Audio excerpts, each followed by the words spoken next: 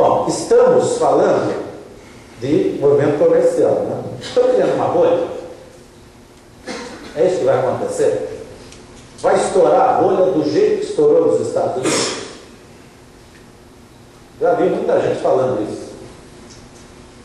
Se vocês compararem o mercado de crédito brasileiro, depois de toda essa expansão, nós estamos falando aqui no Brasil em 43,6% de crédito sobre o PIB, saldo de crédito sobre o PIB. Vocês viram onde é que nós estamos? Do lado de cá, os Estados Unidos, 202, Dinamarca, 190, Inglaterra, 176, Espanha, 168, África do Sul, 155. Viram a distância? Ainda tem muito por acontecer. Então, veja, o crescimento do mercado não é retilíneo, ele é cíclico.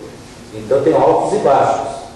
O que eu preciso é me manter vivo para conseguir aproveitar os períodos de alta que vão acontecendo. Esses ajustes. Mas o potencial de crescimento do Brasil é enorme.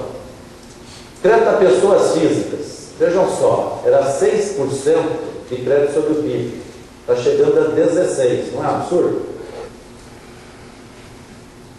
No mercado americano, com a queda no mercado americano, 50%. Viram o espaço que tem? Vou repetir um negócio que eu costumo dizer para o superintendente, lá no Banco do Brasil. Lá no banco, nós somos responsáveis pela pobreza do país, em parte. E vocês também. Nós temos medo de dar crédito. Medo de dar crédito. E esse medo faz com que nós não façamos as economias crescerem. Um cartãozinho de crédito estudante, aqui a gente dá 300, 400 reais de limite. Nos Estados Unidos, o mesmo cartão é $2.500.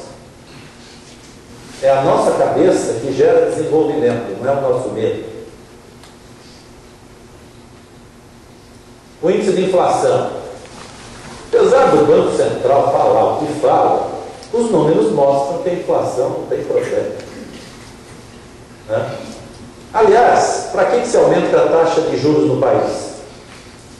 Para reduzir a taxa de inflação, não é isso? Então a correlação observada devia ser uma correlação negativa, depois eu mostro para vocês. Porque a correlação é positiva. Aumenta a taxa de juros, aumenta a despesa das empresas, aumenta o preço. Isso não funciona, essa teoria econômica clássica não funciona no Brasil, porque a base dela é de mercados perfeitos.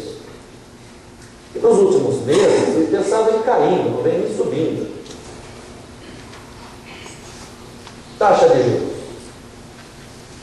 Lá em verde, a taxa de juros pessoa física, em vermelho, a taxa de juros pessoa jurídica, em azul, a média geral. Vejam só, a taxa média de juros de pessoa física, nós estamos falando aí em algo como 40% ao ano. A de pessoa jurídica, nós estamos falando em quase 30% ao ano. Sabe qual é a taxa de juros de pessoa jurídica nos Estados Unidos? 8% ao ano. Sabe qual é a taxa de juros do cartão de crédito que nós temos no Brasil? Como é que vocês pagam? 12%, 13% ao mês. Nos Estados Unidos, 11% ao ano. Viram a diferença? Tem uma distorção séria. Então, a prazos longos, essas taxas de juros vão despencar no Brasil. Os movimentos de consumo vão crescer muito. Aqui nós temos embaixo a taxa de captação bancária e aqui a taxa de aplicação bancária. Olha lá, correlação perfeita, 97%. Então, na hora que o Banco Central aumenta a taxa de juros básica, aumenta a taxa de captação do banco e aumenta a taxa de aplicação. É uma consequência. Já viu que as operações de crédito aumentaram as taxas, né? Só de ter falado a possibilidade de aumentar a Selic. Nós somos recordes de taxa de juros no mundo. De vez em quando pede aqui para a Argentina, Tailândia, China, tá? Mas nós somos recordistas de taxa de juros no mundo. Tem algo errado. Tem algo errado nesse movimento. Então, a política monetária centrada em taxa de juros alta é equivocada.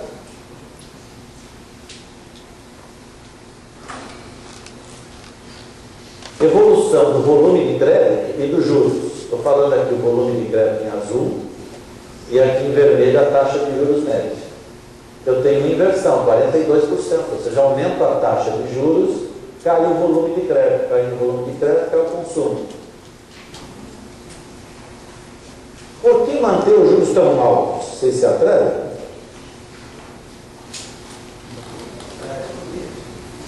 A economia para reduzir a inflação. Essa é a primeira. Então, será que é para conter a inflação?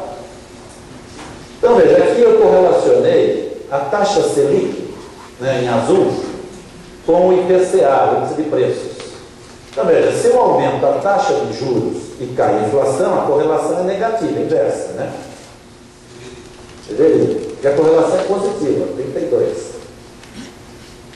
Então, o que o ministro da Fazenda fala, o que o Banco Central, o presidente do Banco Central fala, o que os jornais de televisão falam, está errado. Não é para isso. A realidade é diferente. Aí eu comecei a brincar com esse negócio, falei, não deu uma defasagem, vai ser aumenta a taxa de juros, a taxa Selic hoje, mas vai ter um efeito da taxa de inflação daqui a 3, 4 meses, mas não agora. Não dá. Você começa a ter alguma coisa de negativo aqui para o quarto, quinto mês, mas não é significativo, é 5%, 20%. Ou seja, não é. E em qualquer índice de preço, IPCA, IPC, GPDI ou outro, pode fazer do jeito que vocês querem. Os dados aí estão no site do Banco Central. Vocês vão receber isso aí no Banco Central lá e é gostoso brincar com essas coisas. Aí eu comecei a pensar o seguinte, será que não é o contrário? Será que não é a inflação que causa a Selic? Mas por brincadeira deu certo, sabe, Tiago? 58%. Então a Selic cresce, a inflação do passado cresceu, não o contrário. Isso é brincadeira, né? O aumento da Selic pelo Copom pode ocasionar aceleração da inflação no futuro. Então aumentou agora a taxa para 11, nós vamos ter aumento da inflação. O crescimento da inflação no passado pode ser utilizado como justificativa do Banco Central para elevar a Selic. Então, não é. A primeira para conter a inflação, a resposta é não é. Outra, para sustentar o câmbio. Bom, agora a gente precisaria. Né? Mas se fizer a correlação, também não é. A correlação aqui é inversa. Então, também não é. Para atrair capital internacional, o que vocês acham? Aumenta a taxa de juros, atrai o capital. Tem até uma lógica, né? Mas também não é. Correlação é negativa. Aumenta a taxa de juros, os estrangeiros tiram o dinheiro daqui. Não é o que está acontecendo? Por quê? Se vocês pegarem fundos de investimento internacionais, eles dizem assim, ó, só podemos aplicar em títulos com taxa de juros até tal taxa, que é baixa. Por quê? Porque taxa de juros alta para eles significa um risco alto, o risco de alguém que não vai conseguir pagar. Então, se nós estamos aumentando a taxa de juros, eles ficam lá apostando que nós não vamos conseguir pagar. E como é que o governo aqui no Brasil paga as altas taxas de juros? Com impostos altos. Entendeu que a gente paga imposto alto? Com gasolina alta. Todas as gasolina brasileira não é alta para a gasolina internacional? Por quê? Para arrecadar e repassar o recurso do Tesouro Nacional. Estão entendendo?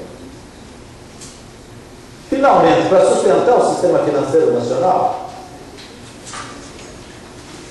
olha lá, Selic com spread bancário, olha a correlação, 85%. Então, a Selic serve para aumentar o spread com os quais estão trabalhando, o ganho bruto deles. Taxa de juros média e spread média, correlação perfeita. Ó, isso aqui é raro a gente encontrar, 97%. Spread com volume, né? Aumenta a Selic, cai o volume. Então veja, aumento da taxa de juros é para sustentar o sistema financeiro vivo. Alguns bancos, a receita que eles têm da dívida pública é maior que as receitas de crédito. Só para dar uma ideia. Então, aqui uma ideia. Ó. Resultado com títulos dos bancos brasileiros no ano passado, 2009. 105 bilhões. Resultado da atividade de crédito, 53. Ou seja, por que os bancos precisam dessa taxa de juros para ficar vivos?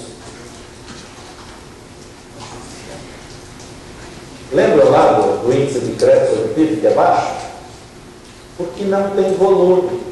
Quando eu faço aquele cartãozinho de crédito de R$300 estudante, e nos Estados Unidos fazem de $2.500, o cartão não é o mesmo. O computador usado para fazer o processamento das operações não é o mesmo. O pessoal utilizado não é o mesmo. Bom, então aqui, se o custo é igual, eu preciso cobrar uma taxa maior. E veja, a rentabilidade dos bancos não é maior por causa disso. 10,7% na média sobre o patrimônio líquido. Que é uma taxa baixa. Então esse modelo de gestão monetária do Brasil é um modelo idiota. Ele torna o país pobre. É isso que a gente faz. Cobra caro e sem limite. É um produto que oferece pouco e é muito caro. E aí a evolução da taxa Selic. Por que agora está aumentando a Selic? Está começando a dar prejuízo em banco. Olha, a taxa mais baixa de todos os desde 96. Né? Não viram a venda do Unibanco? Foi isso. Então não dá para deixar também aberto. Política fiscal. Política fiscal trabalha a receita e a despesa do governo. Então o que vocês têm? Vocês têm aqui em cima, nesse azul mais claro, o resultado primário. Vocês viram que o resultado primário desapareceu? Está virando déficit primário? O que é resultado primário? É quanto o governo arrecada menos tudo que paga, exceto juros. Então, veja, já está dando negativo aqui no resultado primário. Na hora que desconta juros, que é esse verde mais escuro, olha o absurdo. O gasto com juros é o maior gasto do país. Aí eu tenho déficit fiscal nominal. Viram só como a política monetária desemboca no caixa do governo? Então aí a gente paga aqui 15 bilhões, mais ou menos, por mês de juros. 15 bilhões por mês de juros. É um literal absurdo. A arrecadação não para de crescer. Mesmo com a crise que teve, é recorde. Com a crise que teve, com o aumento da arrecadação, nós estamos sempre batendo recorde de entrada de recursos financeiros do governo federal.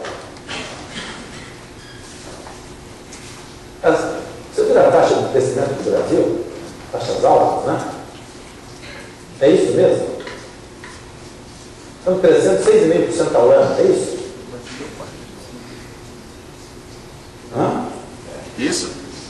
O que aconteceu a partir de 1º de janeiro?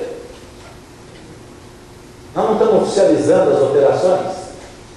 Agora, com a nota fiscal eletrônica também? Ora, nós estamos oficializando parte da economia. Essa taxa de crescimento que a gente está vendo agora é a evolução da formalização da economia. Este ano, pela primeira vez na história, o primeiro trimestre do ano teve taxa de crescimento maior do que o último trimestre do ano. É possível isso? Não dá. É formalização da economia.